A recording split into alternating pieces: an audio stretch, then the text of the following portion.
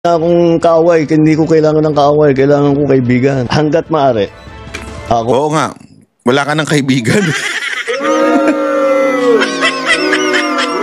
Hindi, totoo naman. Maawa naman kayo kay Marcos, iniiwan na siya. Gago!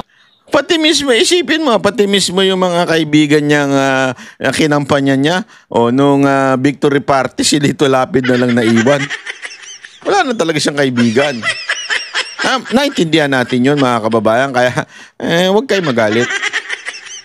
Normal lang yan. Ang habol ko ay yung stability, peaceful, para magawa namin yung trabaho namin. O, tigilan nyo na kasi mga Duterte. Gusto nyo ng peaceful, ganito. Tigilan nyo na ang mga Duterte. Sigurado ako magiging... Kasi sinimulan nyo lang naman yan eh. Kung hindi naman po kayo siguro nagsimula at hindi... Ito kasi, Mr. President, sorry. You don't deserve it. Mr. Marcos, kung hindi mo sana pinababayaan itong pinsan mo, wala sanang gulo. Hindi mo kasi alam yung mga nangyayari. Ang problema sa iyo yung pinsan mo, pag hindi niya nakurso na dahan, didemanda, patatanggal, kung ano-ano na lang ginagawa, inuusig ang mga Duterte. Hindi lamang po yun. Pati yung mga supporter tulad ng ni Pastor Kibuloy. Di ba?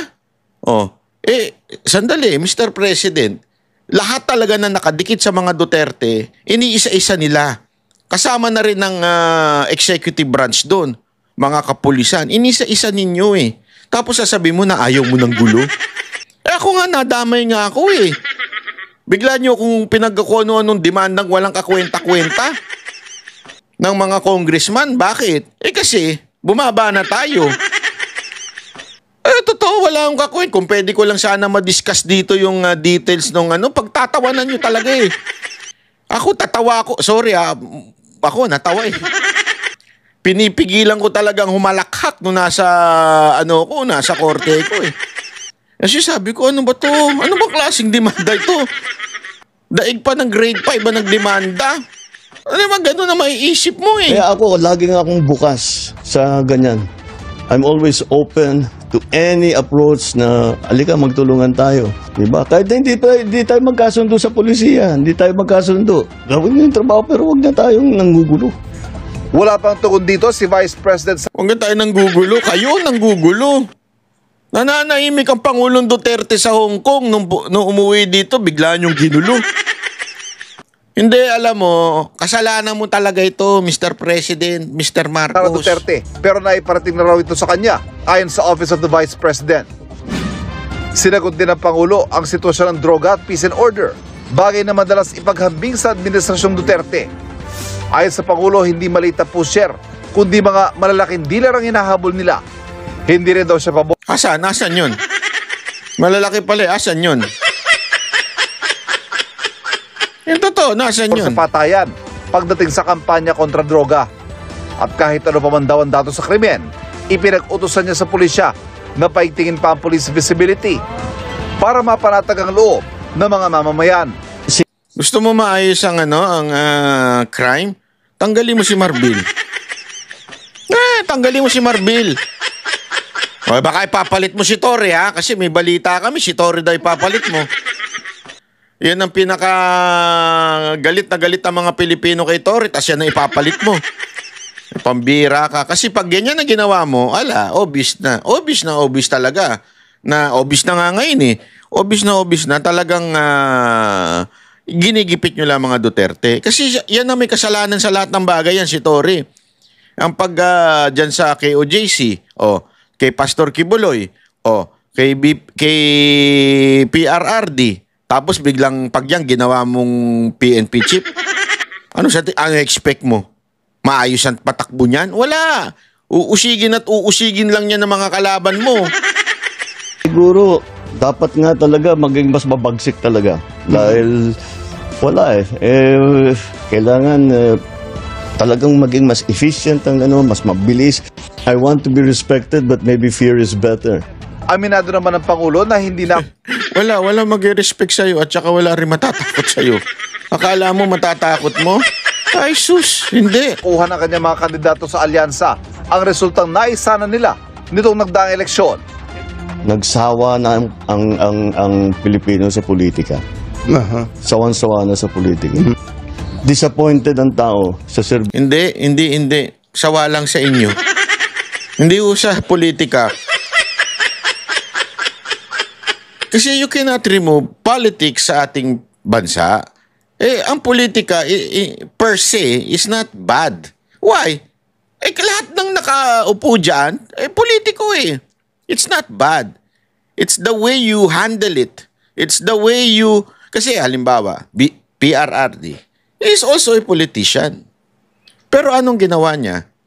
Nung siya'y naupo, inayaan niya yung kritisismo ni Robredo. Ano pa ginawa niya? Pinaayos niya yung airport ng Bicol na sobrang ganda na daw ngayon. Yun ang una niyang ginawa. Ibig sabihin, even if siya isang politician, hindi niya pinoliticize yung kanyang trabaho. Hindi sawa ang Pilipino sa politika, sawa lang sa inyo. Kasi kayo namulitika. Yan ang ginawa ninyo. Basta kalaban ninyo, basta nakadikit yan sa mga Duterte, kailangan yan mawasak ang imahe, perception. Kung yung iba pa nga natatanggal sa kanilang posisyon, basta Duterte ka. Ito na naman, ginawa ng bata mo si Comelec chairman. Yung dalawang party list. Di ba? Porket hindi pumirma sa impeachment. Sabihin na nating wala kang utos doon. Okay, sige. Pero sino nag-utos doon? Hindi yun isolated case o hindi yun kakaiba hindi yun normal. Yun po'y kakaiba. Ang dami-daming disqualification yan eh. Yun nga lang bata mo si Erwin Tulfo. Mamaya, papakita natin. Di ba? Ang dami-daming disqualification yan. Mamaya, panoorin ninyo na itong si Erwin Tulfo ay sabi ng isang general ay isa palang sundalo ng Amerika. Naku po, patay tayo dyan.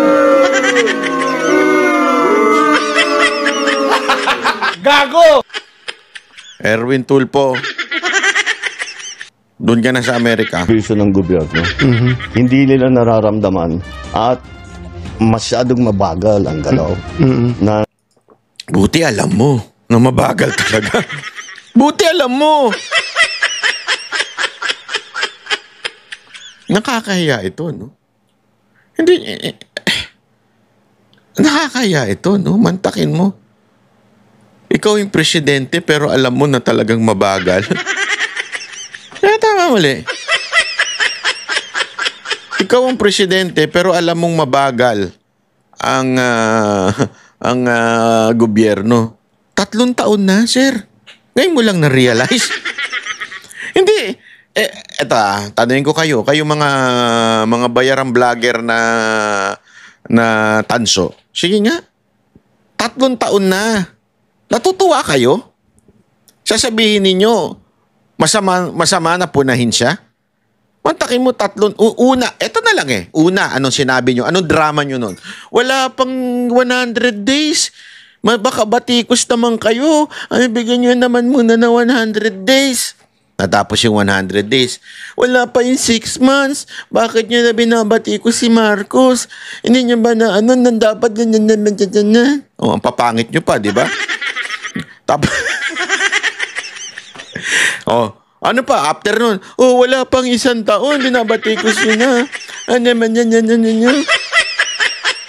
dami-dami namang ginaman niya ni Marcos. Tingnan mo nga. At wala naman siyang pangakong 20 pesos na bigas.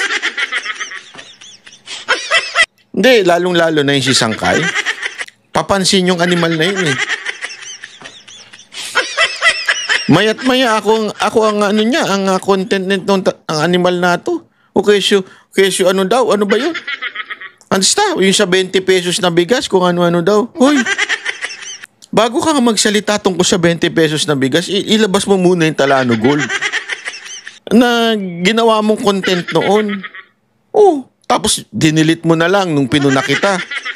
Huwag ka munang magsalita hanggang hindi lumalabas yung Talano Gold na yan. Alam mo, nagbago ka na, nag-iba ka na ng content tungkol na sa mga extraterrestrial, ewan ko sa'yo. Tapos bumalik ka na naman dito kay Marcos. Bakit? Naayos na ba negosasyon nyo? Kaya ka bumalik? O kung bumalik ka na, asa na yung Talano Gold? Yung ginawa mong content nun. Pagbubuo ng mga project na hindi pa nila maramdaman. Nang maupong Pangulo, masyado raw nilang pinagtuunan ng pansin ang mga malalaking proyektong pangmatagalan pero hindi agad ramdam ng tao. Tulad ng pangako niyang 20 pesos kada kilong bigas na inabot ng 3 taon bago na isa katuparan. Pagsiguro ng Pangulo, nakikinig ang Administrasyong Marcos sa hinaingang pangangailangan ng mga Pilipino Parang at hinahanapan daw nila ng solusyon ang mga ito. Para sa GMA Integrated News, ako si Ivan Mayrina, ang inyong Hinahanapan daw ng solusyon? 3 taon na kayo naghahanap ng solusyon. Ano nangyari, Mr. President? Ganyan ho ba talaga kayo kahina? Abay, tama pala talaga yung sinabi ni PRRD. Mahina talaga kayong nilalang, ano? Kasi pambihira naman, oo. 3 taon kayo nyo palang sasabihin na, nako, kasi hinahananapan na namin ng solusyon. Dapat tigil na ang politika. Ano mga kababayan, gusto nyo pa bang ituloy natin itong buong video niya kasi nakakairita eh. Hindi, parang ano lang, parang alam mo yung parang walang kwentang taong kausap. Presidente ito ha, hindi ito ordinaryong tao ha, hindi ito yung barangay captain o kagawad lang. Hindi ko naman sinasabing walang kwentang kausap yung mga yun, pero dapat yung knowledge mo pangkalahatan eh. Sige na nga, pakinggan na nga natin to kahit nakakabuisit. Anong realization nyo na ganito po ang naging resulta po ng eleksyon? May kinalaman po sa administration slate? Para sa akin, I have 2 conclusions dito sa election. Una, nagsawa na ang Pilipino sa politika. Sa'yo Sawa lang. na sa politika. Hindi, sa'yo Ang lang. mensahe, sa amin lahat. Hindi lamang sa akin, hindi sa aming lahat.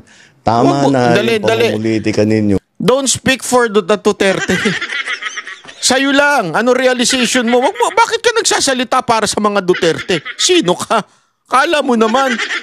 Huwag kang yung sarili mo lang pag-usapan mo. Huwag kang nangingialam sa iba. Ay kasi yung mga Duterte, tuloy-tuloy lang eh. Palakas sila ng palakas, ikaw pahina ka ng pahina, tas mandadamay ka ng iba. Anak ka ng wewe, At kami naman ang asikasuhin ninyo. Tama rin naman eh. Tama rin naman. Bakit? Trabaho ba ni Duterte yan? Vice President, trabaho ba niya yan? Hindi. Ikaw lang may trabaho niyan. Ang Vice President never trabaho niyan magsilbi sa taong bayan o kasi ikaw may control ng executive eh. Hindi naman pwedeng mangialam si VP Sara Duterte doon. Trabaho mo yan. Alam mo naman ang trabaho ng Vice President, mag-antay lang na mawala ka. Hindi totoo naman eh, di ba? I mean, ang Vice President, nag-aantay lang yan. Kung sakasakali may mangyari sa Presidente, sana.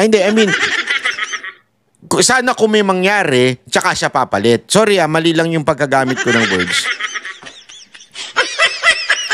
I mean, kung papalit, kung may nangyari, siya ang papalit. Yun lang naman, ito pangkalahatang trabaho ng Vice Presidente hindi lamang kay Marcos ito Pangkalahatan ng trabaho ng Vice President, pag nawala ang Presidente, pagka baldado ang Presidente, kung ano man ang nangyari sa Presidente, papalit ang Vice President. That's the only job of the Vice President. Nothing else, nothing more. Tapos sasabihin mo, dadamay mo ngayon ng dapat di kami nagbabangayan para intindihin namin ang mga mamamayan. Hindi, ikaw lang. Walang damayan, trabaho mo yan. Hindi mo na kaya? Bumaba ka na kung hindi mo na kaya. Si VP Sara Duterte na. Bumaba ka na.